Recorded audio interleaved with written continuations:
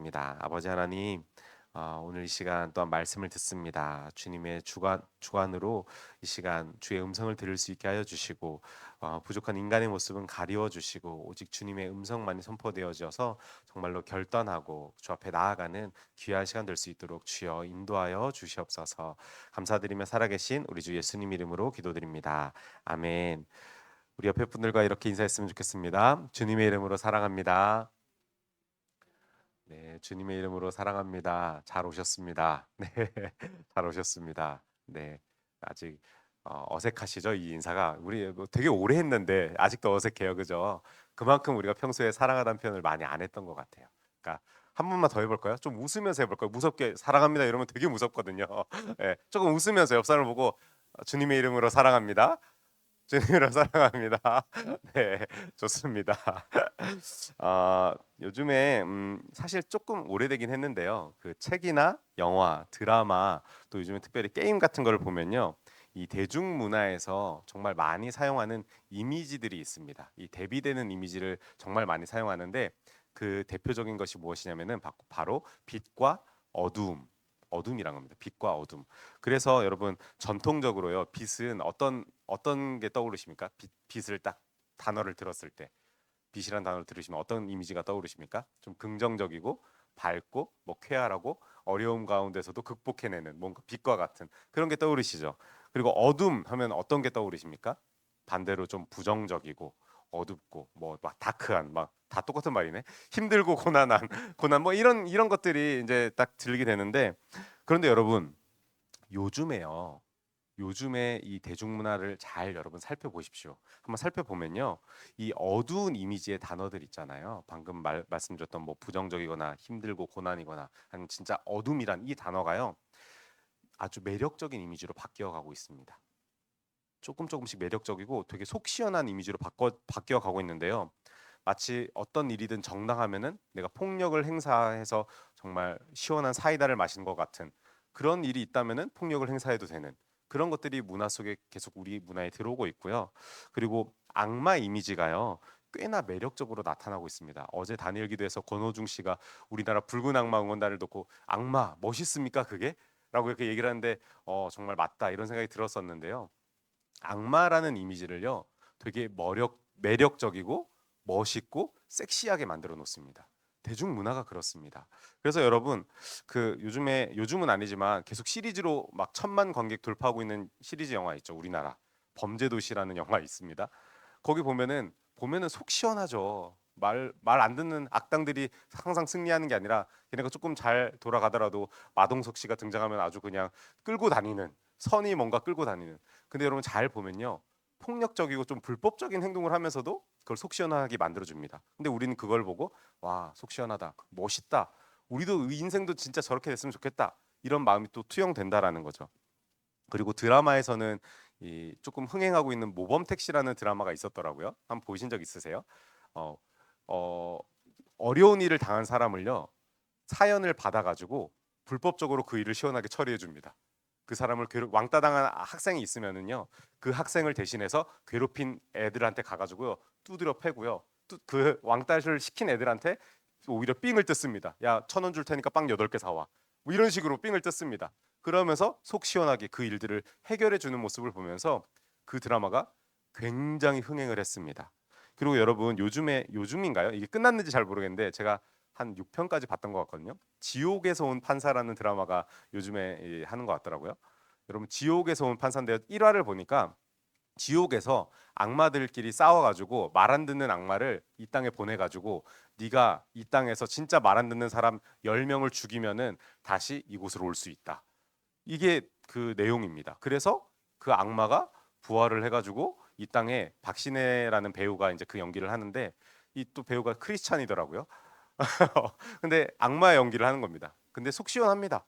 그 말 안 듣는 사람들 가서 막 진짜 칼로 푹 찔러 죽이고 그 사람이 한 명 이제 달성했다. 막 이렇게 되는 이야기가 나오는데요. 여러분 이 기독교 작가인 C.S. 루이스라는 작가가 있거든요. 이 작가 여러분들 잘 아는 작품을 말하자면은 나니아 연대기 이거를 직접 쓰신 분이 C.S. 루이스라는 작가인데 이분이 이런 표현을 했습니다. 사탄은 대중문화 속에서 자신의 이미지를 희화화한다. 뭐라고요? 사탄은 대중문화 속에서요, 자신의 이미지를 웃음거리로 만든답니다. 아주 친근하게 만드는 겁니다. 재밌게 만드는 겁니다. 매력적으로 만드는 겁니다.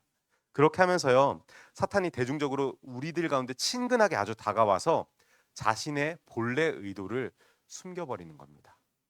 마치 그것이 시원한 것이고 마치 그것이 맞는 것처럼 보이게 하면서 사람들로 하여금 아주 자연스럽게 어둠에 스며들게 하는 역할을 하는 녀석들이 바로 사탄이라는 존재들입니다. 여러분, 과학에서요, 이 빛과 어둠이란 단어를 어떻게 정의하시는지 아십니까? 갑자기 과학 얘기하니까 과학 막 이렇게 될 수도 있는데, 이런 과학에서 빛은요, 이렇게 정의합니다. 좀 제가 정리를 해봤는데, 전자기파 중에서 인간의 눈, 시각으로 감지 가능한 가시광선 영역의 전자기파를 일상적으로 부르는 말이랍니다. 무슨 말인지 모르겠습니다.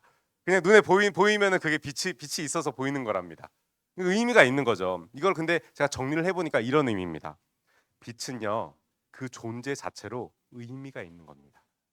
그 빛이 있으면요, 그 자체로 능력이 있는 겁니다. 그런데 여러분, 어둠은 어떻게 정의하시는지 아십니까? 어둠은요, 빛이 없는 상태입니다. 너무 쉽죠?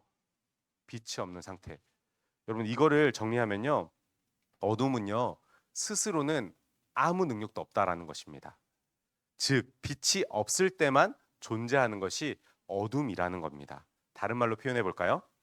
빛이 있으면요, 어둠이 존재할 수 있다 없다? 없는 겁니다.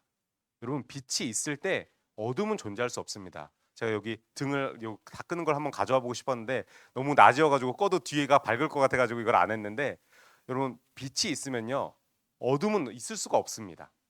그런데 어둠이 있는 이유는요, 빛이 없기 때문입니다. 여러분, 물론 빛이 있을 때 그 여기 불 다 끄고 촛불 여기 앞에 켜면요, 여기 앞에는 밝겠죠. 그런데 빛에서부터 점차 멀어지면은 뒷부분으로 갈수록 아마 어두워질 겁니다. 그런 현상은 있습니다. 그러나 빛이 하나도 없다라면요, 그곳에는 어둠밖에 존재할 수 없다라는 것입니다. 여러분, 우리가 계속해서 성경을 보면서요, 이 사사시대를 묵상해 나가고 있습니다. 지금 오늘 본 말씀도요, 사사시대 이야기가 처음으로 시작되는 건데요, 사사시대는요, 아주 어두운 시대였습니다. 하나님이 세우시는 사사들을 통해서요, 물론 잠깐 빛이 반짝하기는 했지만, 그럼에도 불구하고 다시 어두워졌던 시대가요, 바로 이 사사 시대였습니다. 여러분, 어둠의 능력이 강해서 그랬던 걸까요? 아니요. 제가 방금 말씀드렸죠. 어둠은 능력이 없습니다. 어둠은 스스로 뭔가를 할 수가 없습니다. 그저 빛이 없기 때문에 어둠이 존재했던 겁니다. 여러분, 그 시대의 어둠이 차지했던 것은요, 빛으로 사는 사람들이 거의 존재하지 않았기 때문에 사사시대가 계속해서 어두울 수밖에 없었다라는 것입니다. 그럼에도 불구하고요, 여러분, 우리 하나님께서는요, 빛을 쫓아가는 사람들을 그 시대 가운데서도 계속해서 세우십니다. 그러면서 하나님 나라의 구원의 이야기를 이끌어 가시는 분이 우리 하나님이십니다. 그래서 우리가 지난주에 함께 묵상한 이 룻과 보아스 이야기를 함께 나눴었죠. 여러분, 룻기 한번 읽어보라 그랬는데 기억나시나요? 읽어보셨나요? 4장밖에 안 되는데, 네, 읽어보셨겠죠? 여러분, 오늘 그 룻기 다음으로 우리가 함께 묵상하면서 볼 인물은요, 바로 이 사사 시대 어두운 역사 속에서요, 빛을 밝히도록, 이 사사 시대의 어두움을 종식시키도록 부름받은 사람의 이야기입니다. 바로 이스라엘의 마지막 사사이자 선지자이고 제사장이었던 이 사무엘이라는 사람의 이야기를 함께 나누려고 합니다. 여러분, 물론 이 사사는 지도자를 의미하거든요. 한 민족의 지도자이자 선지자이고 제사장이 이 중요한 역할을 맡았던 사람이 이스라엘 역사상 몇 명이 될 것 같습니까? 저는 모세 이외에 사무엘이 유일하다고 생각하는데요. 그러니까 모세급이라고 생각하시면 됩니다. 사무엘이 이렇게 자주 거론되지 않아서 우리가 그냥 흘려 지나갈 수도 있는데, 모세급의 선지자이고 제사장이고 지도자였던 사람이 바로 이 사무엘이라는 사람이라는 것입니다. 그럼 여러분, 이 어두운 시대 가운데 사무엘이 비출 수 있었던 이유는 몇 가지가 있을까요? 무엇 때문에 이 사람이 빛을 비추는 삶을 그 시대 가운데 살아갔을까요? 저는 두 가지 이유가 있다고 생각하는데요. 하나는 바로 어머니 한나의 기도 때문이라고 생각합니다. 이 사람이 그 어두운 시대 가운데 빛을 비추며 살 수 있었던 것은 어머니 한나의 기도가 있었기 때문입니다. 여러분, 사무엘 어머니 한나는요, 기도의 사람이었습니다. 물론 이 한나의 상황이 기도할 수밖에 없는 상황이기도 했습니다. 이 한나의 남편은요, 엘가나고요. 그리고 엘가나는 부인이 한나뿐만 아니라 분인나라는 여인이 있었습니다. 제가 관계도를 한번 AI로 만들어 봤는데요. AI로 그림을, 야, 분인나는 이런 이미지 아닐까 하면서 막 검색을 해봤더니 이런 이미지를 만들어 주더라고요, AI가. 그리고 한나는 기도하는 성경의 인물들을 하나 여인을 만들어 주세요. 딱 했더니 저런 인물을 만들어 주고, 아이가 있는데 심술궂은 여인을 하나 만들어 주세요 했더니 분인나를 저렇게 만들어 주더라고요. 그런데 이렇게 삼각관계였습니다. 삼각관계라 그러기에는 좀 웃긴 게, 어쨌든 부인이 두 명이었고 한나는 자녀가 없었고요. 분인나는 보시는 것처럼 이 자녀가 있었습니다. 물론 두 명인지는 안 써 있었습니다. 그런데 이렇게 자녀가 있었는데요. 애가난 누굴 더 사랑했을까요? 한나를 더 사랑했습니다. 예. 왠지는 성경에 나오지 않지만 한나를 더 깊이 사랑했습니다. 이뻐서일까요? 잘 모르겠습니다. 근데 한나를 더 깊이 사랑을 했는데, 그럼에도 불구하고 한나는 늘 불만족스러웠습니다. 왜냐하면 자기에게는 자녀가 없었기 때문입니다. 그러니까 여러분, 분인나가 보기에 한나가 얼마나 질투스러웠을까요? 내가 자녀까지 있는데 저 여자를 더 사랑하는 게, 내 남편이 저 여자를 더 사랑하는 게 보이는 겁니다. 그러니까 이 분인나가 날마다 그 한나가 자녀가 없다라는 약점을 이용해서 한나를 괴롭혔습니다.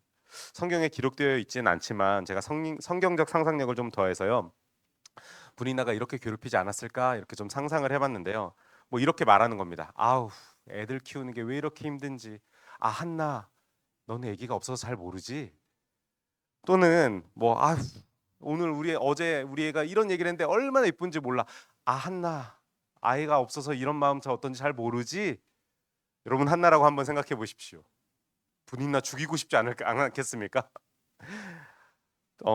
제가 한나라고 생각을 했을 때 정말 속 시원하게 마동석처럼 주먹을 딱 갈겨가지고 얼굴에 꽂는다던가, 진짜 때릴 수도 있고 정말 격분하면서 화를 낼 수도 있었는데, 어쩌면은 소심한지라 그냥 마음 아리하면서 참았을지도 모르겠습니다. 근데 여러분, 성경에서는요, 이 한나가 분인나에게 구체적으로 어떻게 대응했는지는 기록하지 않습니다. 성경이 무엇을 주목하고 있냐면요, 한나가 자신의 문제를 하나님 앞으로 가져와서 기도하고 있는 모습에 성경은 주목하고 있습니다. 여러분, 사무엘상 1장 10절부터 11절까지 말씀 우리 함께 같이 읽어볼까요? 시작. 한나가 마음이 괴로워서 여호와께 기도하고 통곡하며 서원하여 이르되, 만군의 여호와여, 만일 주의 여종이 고통을 돌보시고 나를 기억하사 주의 여종을 잊지 아니하시고 주의 여종에게 아들을 주시면 내가 그의 평생에 그를 여호와께 드리고 삭도를 그의 머리에 대지 아니하겠나이다. 아멘. 여러분, 한나가요, 정말 그 고통 과정 가운데 분인나에게 화풀이를 한 게 아니라요, 그 고통을 하나님께로 가져온 겁니다. 그리고 그 고통을 그대로 가져와서 하나님한테 호소하면서, 하나님, 제 기도를 들어주십시오. 저에게도 자녀를 허락해 주시고 그 자녀를 허락해 주신다면은 제가 그 자녀 평생토록 하나님께 바치고 하나님께서 일하는, 하나님의 일을 하는 사람으로 세우도록 하겠습니다 하고 기도를 했던 겁니다. 여러분, 한나가요, 이 평생 나시린으로 드리겠다고 서원 기도를 하는 장면이 오늘 이 본문의 말씀입니다. 그런데 여러분, 여기서 우리가 나실린이라는 표현 어쩌면 처음 들어보는 분도 계실 것 같아요. 우리 청년들 나실인 아시나요? 나실인 들어본 적은 있어요. 어른들도 나실인 들어본 적은 있죠. 나실인 뭐 하는 사람입니까? 이러면 또 잘 몰라.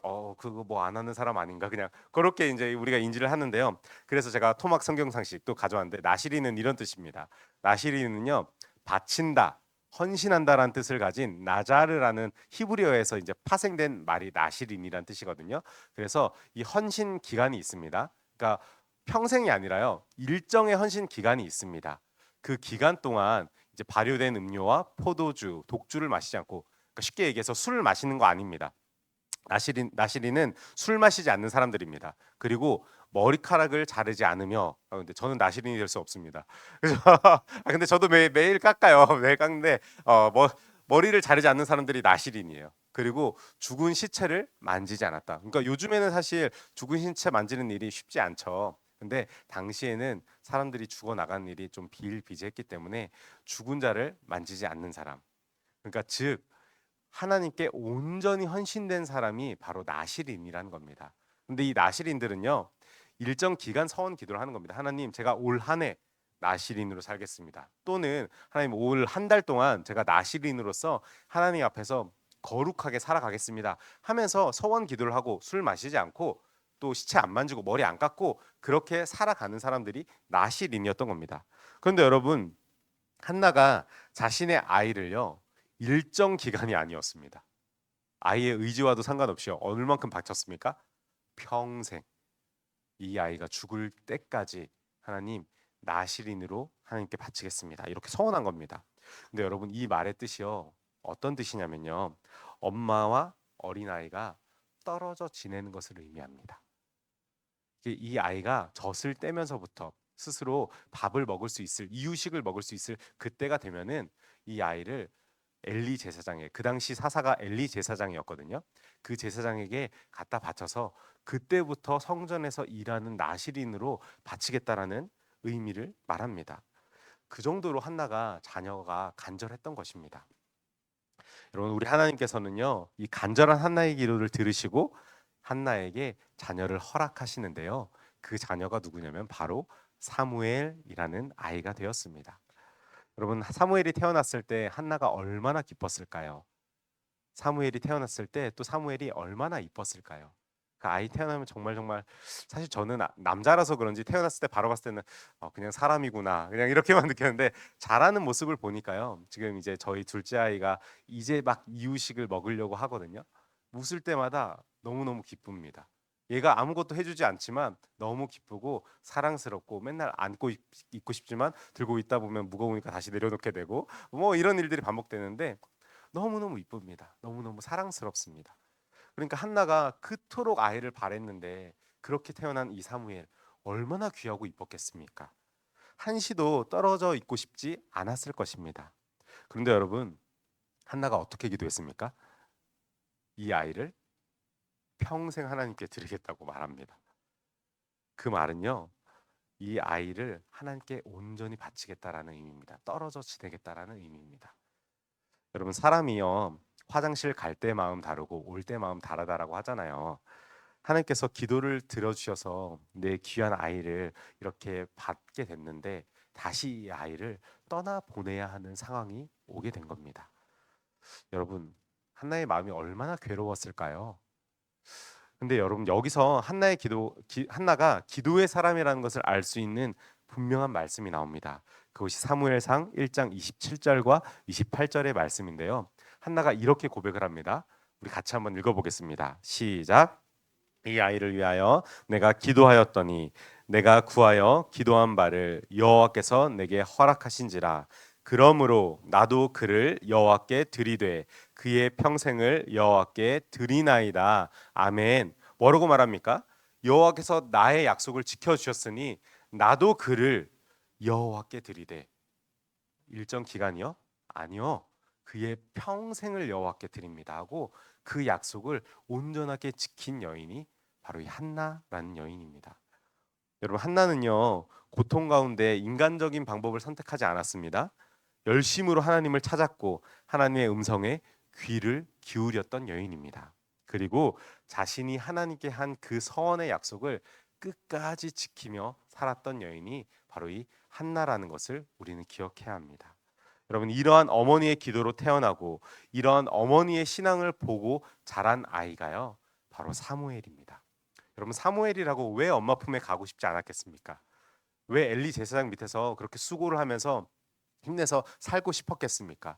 때로는 엄마한테 뛰쳐나가서 엄마 나 집에 왔어라고 말할 그때에도 엄마가 아니, 하나님께 내가 약속을 했어, 너는 그곳에 있어야 하면서 마음 아프지만 보냈던 한나의 모습을 보고 자랐던 사람이 이 사무엘이라는 선지자였던 것입니다. 여러분, 하나님께서는 이렇게 이 어두운 사사시대 가운데 기도의 어머니였던 한나를 통해 빛으로 세상을 밝힐 준비를 하고 계셨던 것입니다. 그리고 여러분 사무엘이 이 빛으로 세상을 밝힐 수 있었던 두 번째 이유는 바로 이것이라고 생각하는데요. 바로 사무엘의 실제적인 믿음이라고 생각합니다. 여러분 사무엘의 실제적인 믿음이라고 제가 써놨는데 저 실제가 오타가 아닙니다. 이 실제가요 사실 우리 철학에서 말하는 인식론에서 쓰는 단어이거든요. 그래서 유물론이다, 뭐 실제론이다 이런 말 한 번쯤은 들어보셨을 거예요. 그래서 실제가 무슨 말을 의미하냐면요, 우리가 인식하지를 못하지만 실제한다라는 거죠. 그것이 실제론에서 말하는, 실제론 물론 매우 복잡하지만 아주 간단하게 제가 말씀을 드리면은, 인식하지 못하는 것을 실제로 존재한다, 우리가 인식하지 못하는 세상도 있다라고 말하는 것이 실제론의 내용입니다. 그런데 여러분, 이 사무엘이 태어나고 자란 사사 시대는요 진짜로 어두운 시대였고, 정말로 어떤 것도 눈에 보이는 것만 믿고 자랐던 시대가 바로 이 사사 시대인데요. 이 사사 시대를 또 극명하게 어떤 시대인 것을 보여주는 말씀이 사무엘상 3장 1절에 등장합니다. 뭐라고 말하냐면요, 아이 사무엘이 엘리 앞에서 여호와를 섬길 때에는 여호와의 말씀이 희귀하여 이상이 흔히 보이지 않았더라라고 말하고 있습니다. 뭐라고요? 여호와의 말씀이 희귀해서요 이상이 흔히 보이지 않았던 시대라고 말합니다. 여러분, 하나님의 계시가 아주 드물거나 거의 나타나지 않았던 때, 그렇게 말을 하고 있는데요. 근데 여러분, 여기서 우리가 오해하지 말아야 될 것 있습니다. 무엇을 오해하지 말아야 되냐면요, 하나님의 계시가요 잘 나타나지 않았을 뿐이지, 하나님의 능력이 잘 나타나지 않았을 뿐이지 하나님께 예배를 드리지 않았다라고 말하지 않습니다.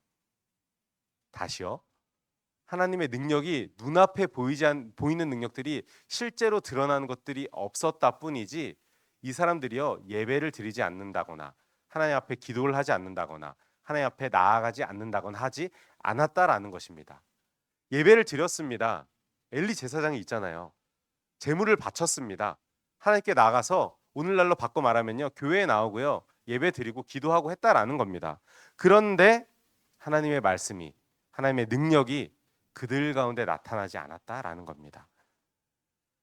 여러분, 사사 시대가 이 어두울 수밖에 없지 않았겠습니까? 정말 빛이신 하나님의 말씀이 없는데 어찌 이들이 갖고 있었던 세상 가운데 밝은 빛이 비춰질 수 있었겠습니까? 여러분, 오늘 우리는 어떻습니까? 우리도 예배를 드립니다. 우리도 기도를 합니다. 찬양도 하고 말씀도 봅니다. 그런데 여러분, 저와 여러분들의 삶 가운데 하나님의 능력이 정말 실제로 나타나고 있습니까? 살아계신 하나님이 내 삶에도 진정으로 살아 숨쉬고 있습니까? 선포된 말씀으로 내가 오늘 하루를 살아가는데 걱정 없이 하나님이 날마다 나에게 일용할 양식을 주신다라는 것을 믿으면서 살아갈 때 정말 내 모습 가운데, 내 삶 가운데 일용할 양식이 날마다 주어지고 있습니까? 여러분, 제가 다니엘 기도회를 계속 들으면서 요번 다니엘 기도회는 좀 두 가지로 나누는 것 같아요. 초반에는 하나님의 부르심에 대해서, 이 분들을 어떻게 부르셨는지에 대해서 간증하시는 분들이 참 많이 나오는데, 한 11차 이후부터는요 실제 하시는 하나님, 우리 삶 가운데서 살아 역사하시는 그 하나님을 경험한 분들이 간증을 하시는 것들이 계속해서 나오고 있더라고요. 어제까지요. 그런데 11일 차에 그 캐나다에서 사역하시는 이 박신일 목사님이란 분이 이런 질문을 던지시더라고요. 그 질문을 오늘 저도 여러분들에게 한번 던져보고 싶습니다. 여러분, 우리는 주님을 믿습니까? 아니면 믿는 척하는 겁니까? 여러분, 우리 주님을 믿습니까? 믿는 척하는 겁니까? 여러분, 믿는 척할 때도 있죠. 우리 믿는 척할 때 있습니다. 세상은 우리에게 질문합니다. 너희가 믿는 하나님이 진짜 살아계시냐? 너희 하나님이 전능하시냐? 너희 하나님이 진짜 선하시냐? 여러분, 세상은요 그렇지 않다고 말하는 겁니다. 하나님이 살아계신데 어떻게 이 세상에 악이 존재할 수 있으며, 하나님이 살아계신데, 하나님이 전능하신데 그걸 믿는 네 인생은 왜 그렇게 시궁창이냐? 이렇게 우리를 정죄하고 든다라는 겁니다. 왜요? 세상 사람들이 왜 우리를 그렇게 정죄합니까? 보이지 않는 하나님을 믿는 너희들이 우리와 다를 바 없다고 말하기 때문입니다. 그들 눈에는요 우리도 똑같이 그들이 좋아하는 것을 좋아하기 때문입니다. 여러분, 우리 믿음의 근거가 어디 있습니까? 여러분, 우리가 믿는 믿음의 출처가 어디에 있습니까? 여러분, 무엇을 믿고 계십니까? 우리의 감정을 믿고 계십니까? 우리의 감정에 따라서, 우리의 느낌에 따라서 오늘은 뭔가 내 느낌이 하나님이 충만한 것 같아. 그러니까 그때 하나님을 믿습니까? 아니면 어떠한 기적이 일어나는 거 보고 저 기적이니까 믿을만해, 하나님 믿을만해 하고 그 기적을 보고 하나님을 따라가고 있습니까? 여러분 성경에서는요 그렇게 말하지 않습니다. 로마서 10장 17절에서는요 믿음의 근거에 대해서 분명히 이렇게 말하고 있는데요. 우리 같이 한번 읽어볼까요? 시작. 믿음은 들음에서 나며 들음은 그리스도의 말씀으로 말미암았느니라. 아멘. 여러분 믿음이 어디서 난다고요? 들음에서 난답니다. 들음은 무엇을 들어야 나는 겁니까? 하나님의 말씀, 그리스도의 말씀에서 말씀을 들을 때 나의 믿음이 생겨난다라고 성경은 말하고 있다라는 겁니다. 그러면 성경은요, 믿음은 하나님의 말씀에서 나온다고 아주 분명하게 말하고 있습니다. 여러분, 우리의 믿음의 출처는 하나님의 말씀이어야 합니다. 추상적이거나 관념적이거나 우리가 뜬구름 잡는 것처럼 멀리 계신 하나님을 날마다 우리가 생각하고 있지는 않습니까? 근데 여러분, 성경은요, 우리 하나님 그런 분 아니라는 겁니다. 아주 분명하신 분이 우리 하나님이시고 아주 명확하시고 우리가 행할 할 바를 정확하게 알려주시는 분이 바로 우리 하나님이시라는 겁니다. 그렇게 실제적이고 살아 숨쉬는 우리 하나님이 우리 삶에서 역사하고 계신데 우리는 때로는 우리의 감정에 의지해서 우리의 느낌에 의지해서 내 상황에 의지해서 내 상황이 좋지 않으면 하나님이 살아계시지 않는가 보다, 내 느낌이 별로 안 좋으면은 하나님이 계시지 않는가 보다, 혹은 내 감정이 상할 그때에 내 마음이 무너질 그때에 내가 이렇게 힘든데 하나님 왜 저를 도와주시지 않으십니까? 하면서 하나님을 원망하면서 하나님의 존재 자체를 부정하는 모습들이 우리의 믿음 가운데 있다라는 것입니다. 여러분 우리는 하나님을 믿습니까? 믿는 척하는 겁니까? 우리의 믿음을 돌아봐야 한다라는 것입니다. 여러분 우리가 말씀을 붙잡고 하나님을 믿을 때요, 우리의 믿음은 아주 구체적이어지고요, 우리의 믿음은 아주 실제적이어진다라는 것을 기억하시기 바랍니다. 우리가 상황 때문에 믿음이 흔들리지 않습니다. 우리가 하나님의 말씀을 굳건히 붙잡아 가면요, 우리의 감정이 상할 때에도, 우리의 느낌이 안 좋을 때도, 우리의 상황이 좋지 않을 그때에도요, 하나님은 살아계시며 우리를 인도해 주신 분이라는 것을 분명히 믿고 나아갈 수 있다라는 것입니다. 여러분 이 사사 시대 때 바로 이 실제적인 믿음을 가지고 살았던 사람이 사무엘이었습니다. 여러분 사무엘은요, 하나님이 말씀하시면은 그 말씀을 의심하지 않았습니다. 하나님이 말씀하시니까 그 말씀에 그대로 순종했던 사람이 바로 사무엘이라는 선지자입니다. 여러분 사무엘이라고 왜 흔들리지 않았겠습니까? 그 당시가 어떤 시대라고요? 사사 시대입니다. 눈에 보이는 것을 믿고 따라가고 자기 각기 제 소견에 마음에 좋은 대로 따라 살았던 시대가 사사 시대였습니다. 그게 당연한 시대였습니다. 이상한 시대가 아닙니다. 오히려 사무엘과 같이 사는 사람들이 눈총을 받고 손찌검 받고 왜 저렇게 사냐 하고 이상하게 생각하는 그 시대가 바로 사사 시대였습니다. 그런데 여러분 이 시대에도요, 이 사무엘이 흔들리지 않고 하나님의 말씀을 순종하며 살아갔다라는 것입니다. 하나님으로부터 이런 말을 듣습니다. 이 사무엘이 아이였을 때, 어렸을 때요, 선생님이 누굽니까? 바로 엘리 제사장이었습니다. 엘리 제사장 밑에서 하나님을 예배하는 방법들을 계속해서 배우고, 오늘날로 말할 것 같으면은 선임 목사님 밑에서 이 교회에서 할 수 있는 모든 행동들을 배우는 겁니다. 하나님을 예배, 우리 교회는 이렇게 예배를 해요. 그리고 이런 순서가 있고 이런 식으로 진행됩니다라는 것들을 배워 나갔던 것입니다. 그렇게 배워나가면서 아주 선생님, 귀한 선생님으로, 배울 만한 선생님으로 살아가고 있는데 어느 날 하나님께서 사무엘에게 임재하셔서 사무엘아 그랬더니 말씀하시옵소서 주의 종이 듣겠나이다 라고 말을 할 그때에 사무엘에게 이런 말을 합니다. 야, 엘리 집이 망할 거야. 내 말을 따라 살았지 않았기 때문에 엘리 집이 이제부터 다 망할 거거든. 그 자식들 다 죽을 거야. 근데 너 이 말 지금 가서 엘리에게 전해라 라고 말을 합니다. 여러분 어린 사무엘이 물론 하나님의 음성을 들었지만 그 말을 엘리에게 전하는 것이 쉬웠을까요? 아니요. 여러분 선생님입니다. 어려서부터 할아버지 같은 선생님이 자기를 지금부터 길러 와줬던, 자기의 생애를 총 이끌어줬던 그 선생님 같은 사람의 가정이 망할 거라고, 당신 자녀가 다 죽을 거라고 이 말을 하라는 겁니다. 여러분 사무엘 매우 고민했을 겁니다. 매우 어려웠을 겁니다. 그런데 사무엘이 하나님의 말씀을 가지고 엘리 앞에 서서 쭈뼛쭈뼛 할 그때에 엘리가 그래도 제사장은 맞았나 봐요. 이 엘리가 하나님이 너에게 하신 말씀 나에게 말해라 라고 말합니다. 그때 사무엘이요 가감 없이 당신 집 망할 거예요 라고 말을 합니다. 두 아들 죽을 거고요. 하나님이 그렇게 말씀하셨어요. 그런데 여러분 그 마음이 사무엘도 얼마나 아팠을까요? 근데 그렇게 선포했을 때 엘리가 믿음의 고백을 합니다.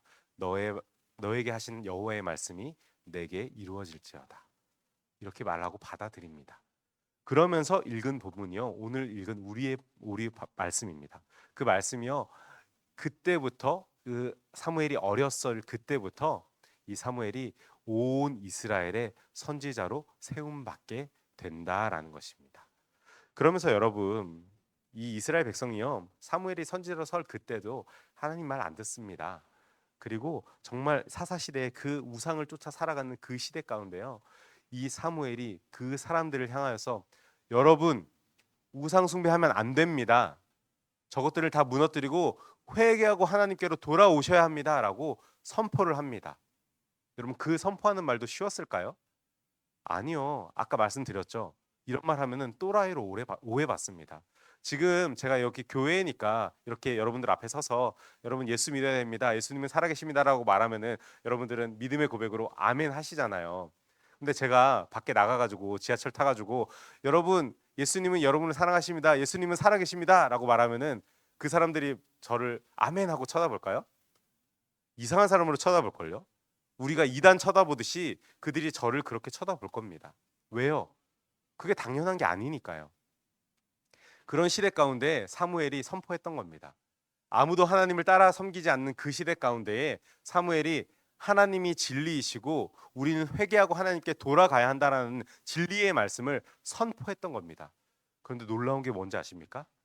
그 사람들이요 미스바 광장에 모여서 회개합니다. 사무엘의 그 외치는 소리를 듣고 눈물을 흘리며 우상을 다 버리고 다시 온 민족이 하나님께로 돌아오는 그 계기를 만든 사람이 바로 이 사무엘 선지자인 것입니다. 그리고 이 사무엘 선지자가 이스라엘을 다스릴 그때에는요 블레셋이란 나라가 아주 20여 년 동안 이스라엘을 끊임없이 괴롭혔던 나라가 있었습니다. 이 블레셋 하면요 우리 잘 아는 사람 한 명 있죠. 골리앗이라고 들어보셨습니까? 한 다음 주쯤에 등장할 사람인데 이 골리앗 사람이 등장을 하는 나라가 이 블레셋 민족이거든요. 철병거를 다루는 민족입니다. 그러다 보니까 이 사람들이 이스라엘을 얼마나 심하게 극심하게 괴롭히는지. 그런데 여러분 성경에 뭐라고 써져 있는지 아십니까? 사무엘이 이스라엘을 다스리는 동안에 블레셋이 침략하지 못하고 하나님의 평안이 가득하였더라라고 성경은 기록하고 있습니다. 여러분 왜 사무엘이라고 두렵지 않았겠습니까? 왜 사무엘이라고 블레셋 민족을 눈앞에 두고서 무섭지 않았겠습니까? 아마 사사였기 때문에 이스라엘의 민족의 지도자였기 때문에 전쟁이 터지면은 가장 먼저 죽을 사람이 누굽니까? 사무엘입니다. 그런데도 불구하고 사무엘은요 담대하게 그 자리에 서서 하나님의 말씀으로 그 땅을 다스렸다라는 것입니다. 여러분 사무엘은요 하나님의 말씀을 순종함으로 삶에서 살아냈던 것입니다. 날마다 현실 상황을 보는 내 마음과 감정이 나를 속이면서 야 사무엘 너 무섭잖아. 너 그 말 하면 안 되잖아. 너 네가 지금 진짜 사사라고 생각해? 라고 하면서 사탄이 계속해서 정죄하고 모욕하고 그들 마음을 흔들 그때도요.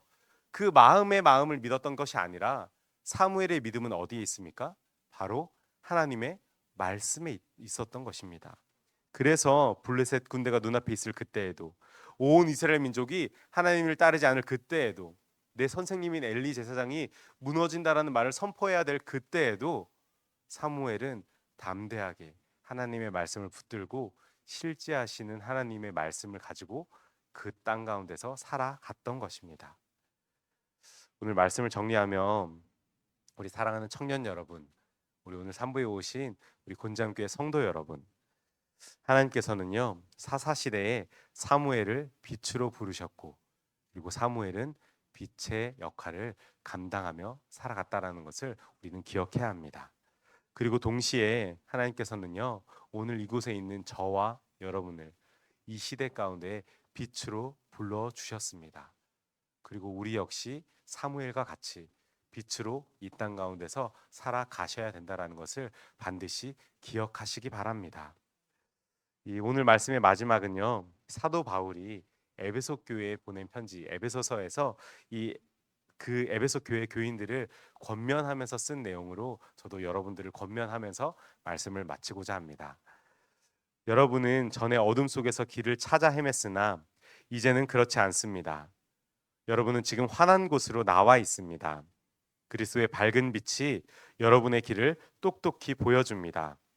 그러니 더 이상 비틀거리지 마십시오. 그리스도의 밝은 빛을 가까이 하십시오.